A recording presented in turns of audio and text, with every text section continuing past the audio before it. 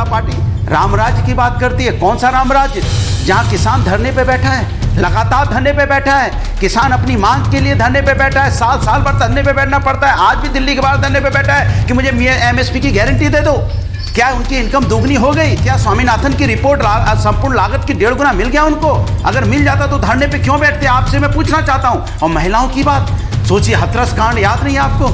क्या आपको याद नहीं BHU की महिला के बच्ची के साथ क्या अन्याय हुआ? उन लोग थे उसमें बीजेपी के नेता। क्या आपको पता नहीं कि यहाँ पे पहलवान महिलाओं को कैसे घसीटा गया? किसका नाम आया था? अंकिता भंडारी कांड आपको याद नहीं? इनकी बात कर रहे थे आप, इन महिलाओं की समस्या की बात कर रहे थे। हमारा अग्निवीर युवा रोड पे है आज, वो कह रहा है मुझे 4-5 साल की नौकरी नहीं चाहिए, मुझे नौकरी दीजिए, मुझे सम्मान दीजिए। आप सम्मान बदले में क्या देते हो? कहते हो 80 करोड़ लोगों को मैं अनाज दे रहा हूं, मतलब रोजगार नहीं दूंगा। इसी अनाज में आप लाइन लगाओ, 5 किलो चावल, 5 किलो आटा के लिए आपके बच्चे फिर कहां जाएंगे? आपके बच्चे क्या पढ़ेंगे? पैसा कहां से आएगा उनको पढ़ाने के लिए? आज युवा रोड पे है, किसान रोड पे है, महिलाएं रोड पे हैं, सैनिक अग्निवीर रोड पे हैं, शिक्षक रोड पे हैं, वकील रोड पे हैं। सब आदमी तो रोड पे अपने अधिकार के लिए धरना दे रहा है और आप कह रहे हो राम राज आ गया है। ऐसा राम राज तो किसी को नहीं चाहिए था। जहां महंगाई से कमर टूट जाए, बेरोजगारी से लोग परेशान हो जाए।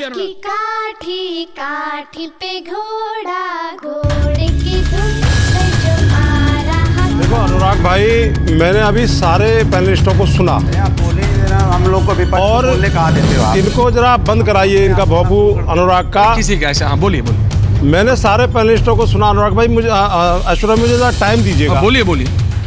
ये जो सनातन धर्म और अखंड भारत की जो संस्कृति है, इसमें महानायक के रूप में मर्यादा पुरुषोत्तम भगवान राम को पूरा देश मानता है और भारत देश से भी लोग मानते हैं। हाँ। तो एक तरफ राम को मानने वाले लोग हैं एक लाइन में, और दूसरी तरफ रोम को मानने वाले लोग हैं।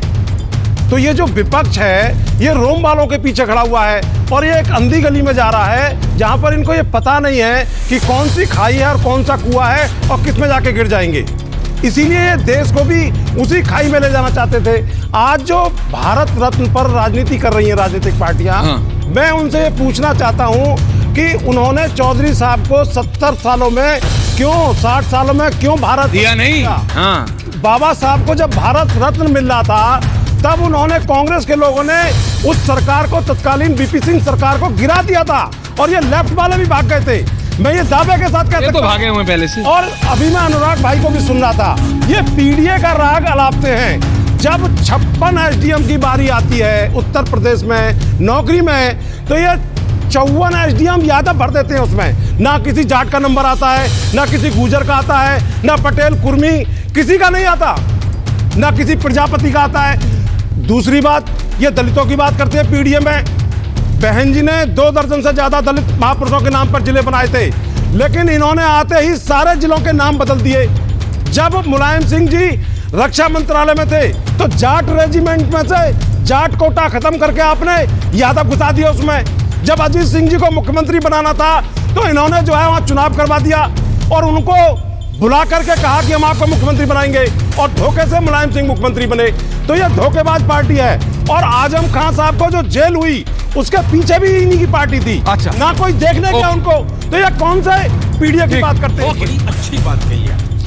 अरे अनुराग जी रिलैक्स। अरे चला चली की बेला चल दिए, चलो ठीक है। दौड़ा घोड़ा दुम उठा के दौड़ा।